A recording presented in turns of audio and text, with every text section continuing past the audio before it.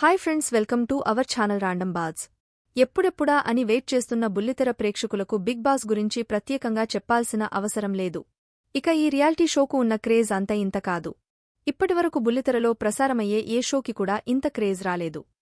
తెలుగు, హిందీ, తమిళ్ ఇలా భాష ఏదైనా ఈ షోకు అభిమానులు చాలా మంది ఉన్నారు. ఇక ఎంతటి క్రేజ్ ఉన్నవారైనా ఒక్కసారి బిగ్ బాస్ ఇంట్లోకి అడుగు పెట్టాక అందరూ సమానమే.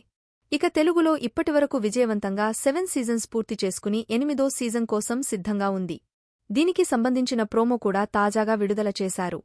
ఇక ఈ ప్రోమోకి వచ్చిన రెస్పాన్స్ 8వ సీజన్పై మరింత అంచనాలు పెంచేసింది.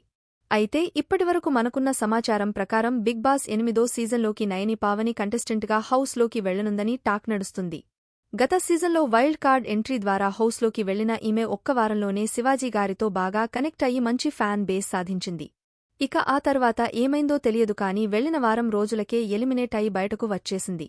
హౌస్లో అందరికంటే మెరుగ్గా ఆడిన ఆమె అకస్మాత్తుగా బయటకు రావడంతో నెటిజన్స్ బిగ్ బాస్ మీద ఫైర్ అయ్యారు.